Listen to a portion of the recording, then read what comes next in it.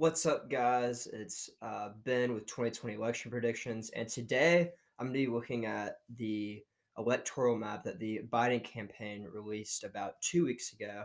I know this is a little late, but obviously not a ton of change from 2 weeks ago, and this is kind of their overall plan for the um, 2020 presidential election. They have their protect states in dark blue, the win back states that they lost in 2016, the Democrats, I mean Hillary Clinton, and then states that historically have gone to the Republicans, but that they might see that they can expand on kind of in this pinkish shade.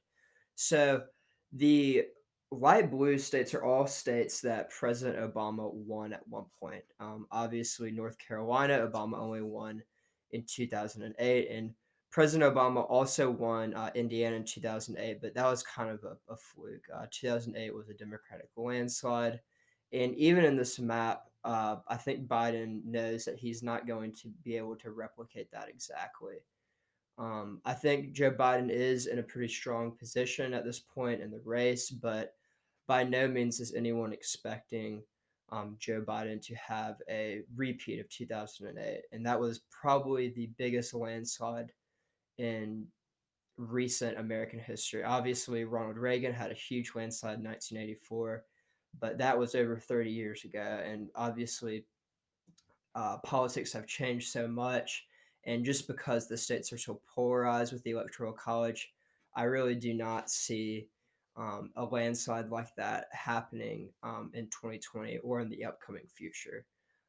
Maybe in the future with changing demographics, we might see that, but right now, I do think this is kind of a realistic map for Biden. But let me go state by state. I do think there are some few issues with this map and maybe some suggestions that I would give to the Biden campaign. I'll be doing this with the Trump campaign once they release their own map as well. But let's just dive right in. So these protect states are states that Democrats won in 2016, and that the Biden campaign wants to ensure that they have. So unless Biden vastly underperforms Hillary Clinton, he's going to keep all the states. If I were the Biden campaign, I would not invest a lot of their limited resources, obviously have a finite amount of money, in Nevada, Colorado, or Virginia. These are all states that have been trending blue for a while, and they're going to have trended even bluer in the 4 years that are in between 2016 and 2020. So even though Trump only lost Nevada, Virginia, and Colorado by an average of 3 to 4 points, I think this was 47-50, 49-44, and I think like 47-44, which sound like pretty close states. That, I mean, obviously a 3 point margin is not that much. However, I expect these margins to be even bigger, even if Hillary Clinton were on the ballot again and it was a repeat, just because of changing demographics. Obviously, younger people can vote now. Some of the older generation has passed away, and also there's more immigration, and just different birth rates among ethnic groups are differing.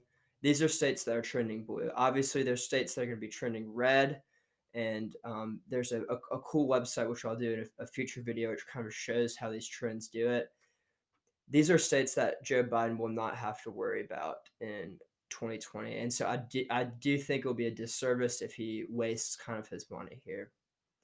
However, Minnesota, New Hampshire, and Maine. Maine is a little bit of it's a little confusing because they have congressional districts, so they want to win back their second congressional district, but they want to protect the state at large. Hillary Clinton only won Maine by 2 to 3 points, so obviously at large it was still pretty close. These are states that have been trending Republican for a while, and although I do think it would be hard for Trump to win these states in 2020, I do think that the Democrats should invest in these states. New Hampshire, a lot of people don't know this, was the closest state in 2016 by the margins in the Senate and in the presidency. I mean, the Democrats won the Senate seat by the skin of their teeth, and Trump only lost it by I think about 0.2 percentage points. Obviously, it wasn't a tipping point state. It's only 4 electoral votes. It shouldn't be that critical. But Minnesota's 10 electoral votes. Trump lost this by 1.5 points.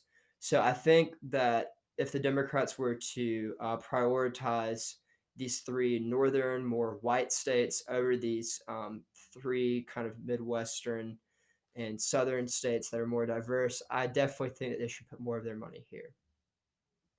Now, moving forward to the win back states, obviously there wasn't a huge differentiator between, because all these states are a lot different. I think that these are just states that Obama won. They were part of the Obama coalition, and Hillary Clinton lost all these states in 2016. They see that, look, Joe Biden is just part of the Obama coalition. He's the new Obama. He can win these states back easily.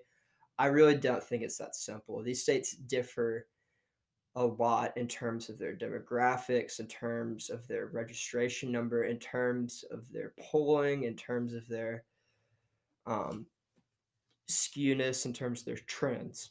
So let's kind of look at the Rust Belt. Wisconsin, Michigan, and Pennsylvania are all lumped together. And I definitely think these are 3 states that Joe Biden is going to emphasize very heavily. If Joe Biden just wins these 3 states back and keeps all the states that Hillary Clinton won, he will win the Electoral College very narrowly. Um, I do think that if Joe Biden plays his cards right and he campaigns and puts a lot of money into Michigan and in Pennsylvania, his home state, he's from Scranton, Pennsylvania, I do think that he will win these 2 states. But obviously, that is not enough. He needs to win Wisconsin as well or Arizona um, to win the Electoral College. If Joe Biden just wins Michigan and Pennsylvania and everything else is the same in 2016, that adds up to 268 electoral votes. Obviously, the electoral vote count isn't on here, but he needs to win another state.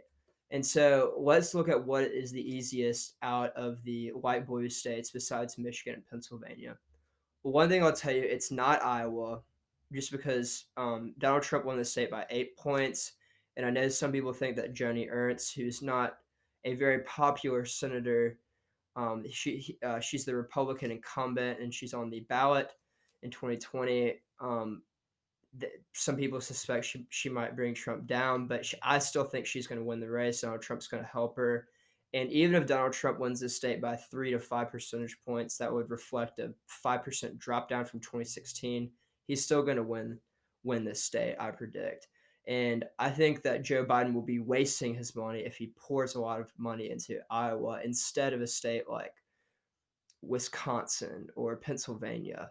So I think that Joe Biden should shy away from Iowa and Ohio. I know it's going to be very attractive. He's going to say, look, Obama won both of these states in 2008 and in 2012. I can do it too. I know he might kind of want to replicate the Obama victories, but I do not think that is going to be possible this go around. And Joe Biden should just focus on winning. And I'm really not trying to be biased, but all I'm trying to say is that from a Joe Biden campaign perspective, it's not a very efficient use of their money to try to pour money into Iowa, which Hillary Clinton lost by 8 points, or Ohio, which Hillary Clinton lost by over 10 points. Next up is Florida. So Florida, I think, is a very interesting state. It's 29 electoral votes.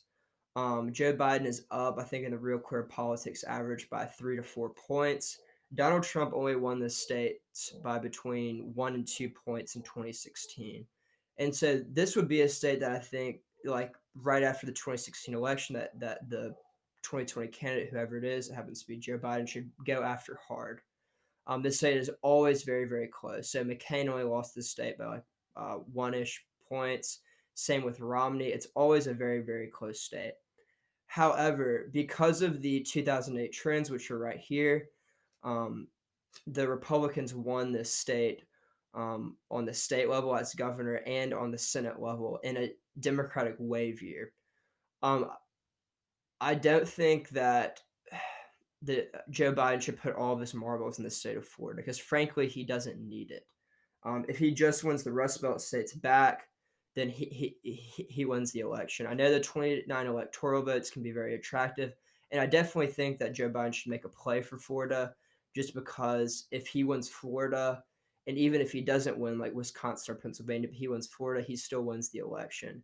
So I do think he should spend some money here, but not put all of his marbles. I think he should definitely put more money into Wisconsin, Michigan, and Pennsylvania, even though they are not as rich in electoral votes in terms of the number. North Carolina, it's pretty interesting too. It's kind of part of the Solid South. Obama only won this state once, and although you could argue that's been trending leftward a little bit, Trump won the state by 3 to 4 points in 2016, and I think it's like Ohio and like Iowa. Joe Biden shouldn't put all of his marbles into it.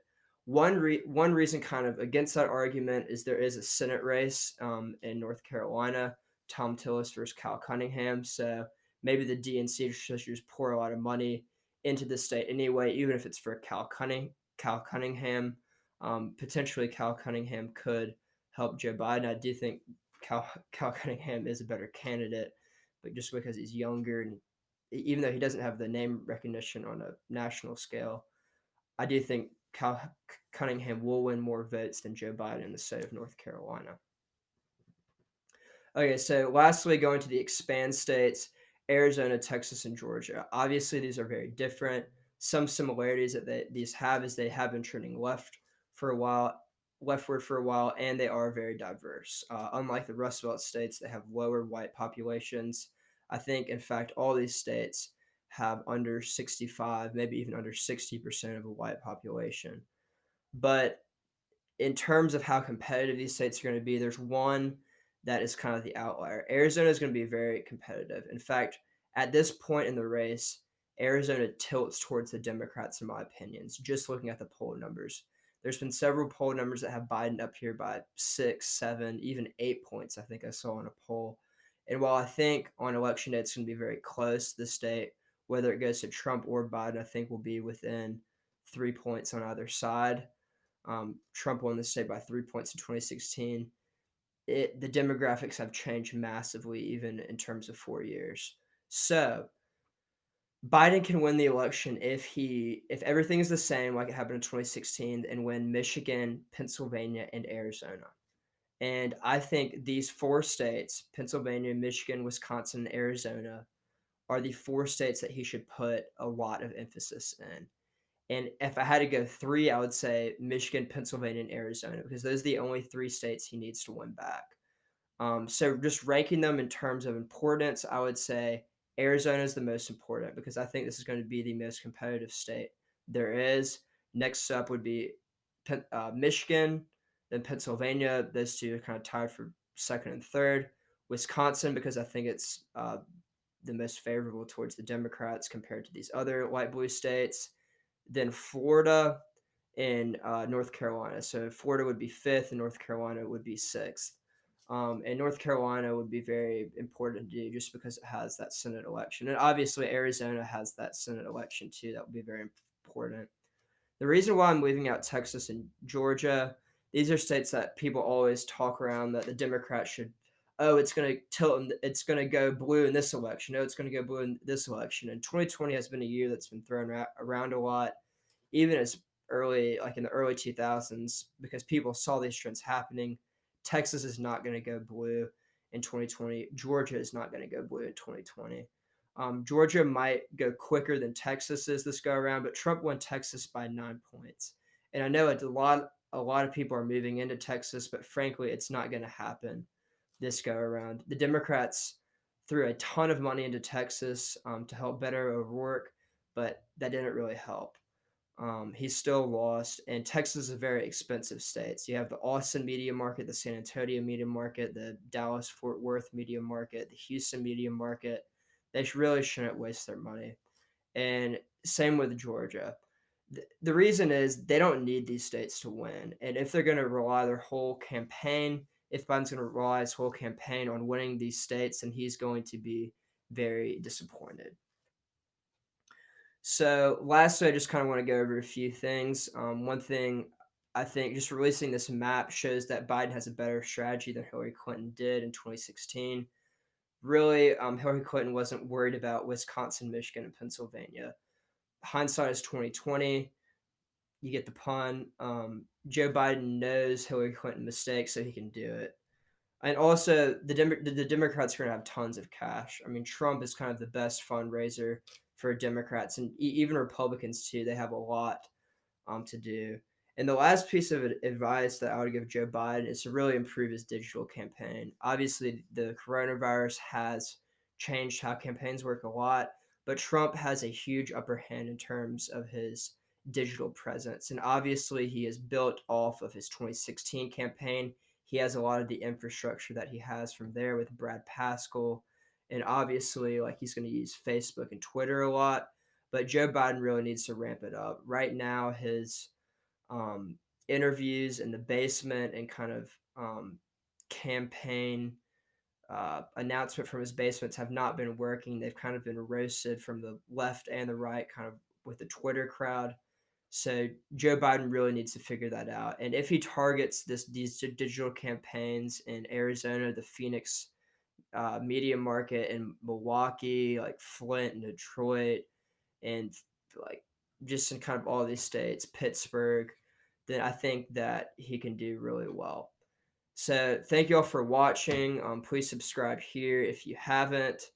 Actually, it's on the other side over here. And be on the lookout for a new video. I'm going to try to do this for the Trump campaign if they release a map too. So thanks for watching.